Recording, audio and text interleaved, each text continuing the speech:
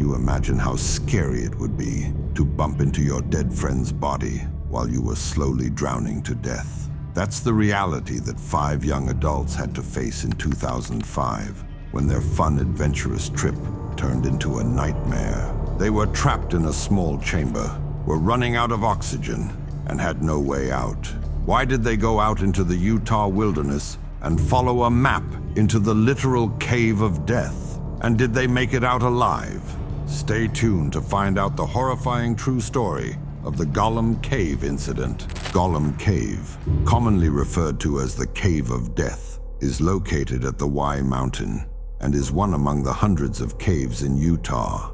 It's one of those caves that you might stumble on during a hike and has a small, dark opening nestled into the mountainside. Most people who live in the area didn't even know about the cave until 2 cavers decided to explore it and make a map so that other people could do the same. In 2005, a young group of friends found that very same map, and they were absolutely captivated. This group was composed of 5 people: Jennifer Galbraith, Ariel Singer, Blake Donner, Scott McDonald, and Joseph Ferguson. And all of them loved exploring new places together. For most people, going out before the sun had risen and exploring a dark cave would sound like a nightmare, but it seemed more like a dream come true to these friends. Exploring Gollum Cave was a chance for them to push their limits and brave one of the most lethal caves in the area. And at the end of the day, they already knew the layout of the cave from the map. So what's the worst that could happen? They met up on August 17th at a local restaurant to discuss the plan.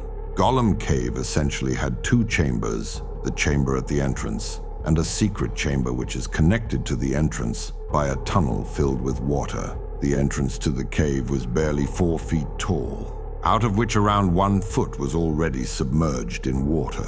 It meant that anyone who wanted to enter the cave would have to crouch down to walk along the entrance tunnel. From there, they could dive deep into the water and swim forward for around half a minute until they got to the secret second chamber. But their plan had 2 major risks. The first was the size of the cave. The entrance to the water tunnel that led to the second chamber was only 18 by 24 inches, which is just enough to fit 1 person at a time. And the water tunnel itself is big enough for only 1 person to use. So they would have to take turns and go ahead one by one, meaning that it would take a good 5 to 10 minutes for all of them to make it to the second chamber and the same time to get back out. The second issue was just how cold the water is. One of the members of the group, Jennifer Galbraith, had already visited Gollum Cave once before. In the past, she made an attempt to get to the secret chamber, but ended up passing out due to hypothermia. These 2 difficulties were the reason that Gollum Cave had earned its nickname as the Cave of Death in the first place. But the group wasn't afraid, and Jennifer was sure that her second attempt would go much better. After their dinner, they decided that there was no time like the present to visit the cave. All of them went back home, got a few hours of sleep, and then reunited at the entrance to the cave at 3 a.m.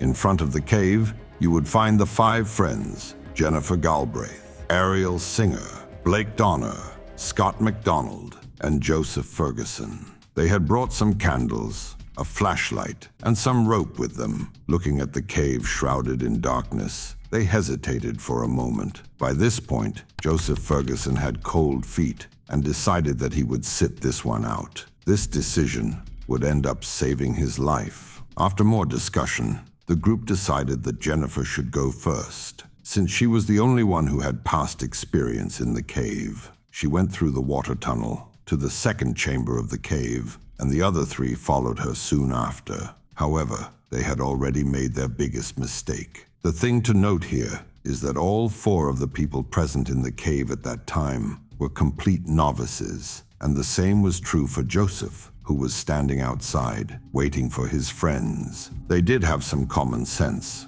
so they brought a rope and tied it from the entrance of the water tunnel to the start of the second chamber. Moreover, they had brought some light sources with them, like candles and a flashlight, but it just wasn't enough. Police managed to piece together what happened using evidence in the next few weeks. The first problem that they had to deal with was bad air. A lot of times, these caves have very bad air circulation, creating areas which have very little to no oxygen. One such area was the second chamber, where there wasn't enough oxygen for one person, much less four. A few minutes in the second cave, and they already started feeling uneasy and lightheaded. It didn't help that they had to hold their breath for around 30 to 40 seconds when they were swimming through the water tunnel from the first chamber to the second chamber. This meant that all four of them were out of breath when they came into the second chamber, and it just didn't have enough oxygen for them to regain some of their strength. At this point,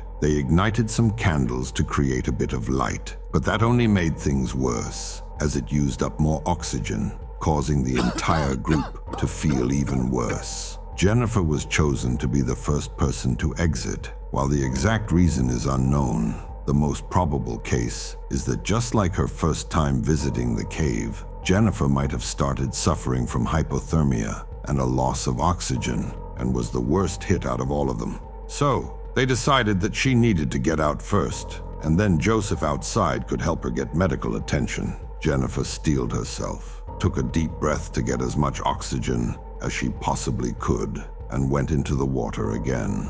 She clutched at the rope with one hand, and with the last of her energy, she pushed forward through the cold, muddy water, trying to reach the exit. But then everything went black, and she lost consciousness. Back in the second chamber, the remaining three friends were still suffering the effects of not getting enough oxygen.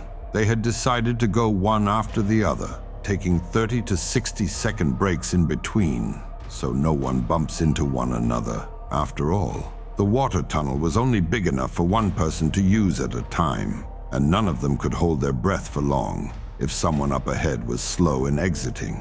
So nearly a minute after Jennifer had disappeared into the water tunnel, Ariel Singer dove into the water and went in, expecting a straight shot to the exit. But the cave felt different, and then, in the dark, muddy waters, where she couldn't even see her hand, she bumped into Jennifer, who was floating there, dead. There are no words that can ever express just how scary it must have been to bump into your dead friend's body while you were slowly drowning to death. What made matters worse is that Jennifer's body completely blocked the path back into the first chamber of the cave. In the dark water, while Ariel only had a few more seconds of oxygen left, it was simply impossible for her to move Jennifer's corpse or get past. Those final nightmare moments of Ariel Singer's young life, thrashing and clawing through the icy blackness as her air inevitably ran out, are enough to chill the blood of even the most hardened spelunker.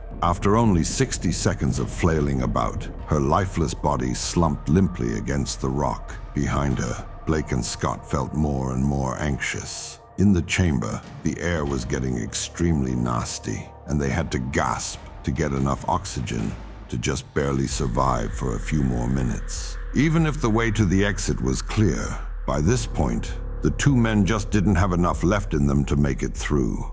And even if due to some miracle, they managed to have enough oxygen to make it through the water tunnel, all they would find are the dead bodies of their friends. There was simply no way out of the cave, so one by one, the two of them waded deep into the water tunnel that would become their tomb. All four of these people were in their prime. Ariel Singer had recently only turned 18 and was the youngest of the group, while Scott McDonald was the oldest at 28 years of age. Combined, they had a long time of their life remaining, but all their dreams, their hopes, their desires, everything was gone in an instant. The group had gone into the cave at around 4:30 a.m. After 45 minutes, Joseph got worried and started calling other people who had visited the cave before, asking them to come to the scene to make sure everything was all right. At around 6:25 a.m., he called the police, nearly 2 hours after his four friends had gone into the cave.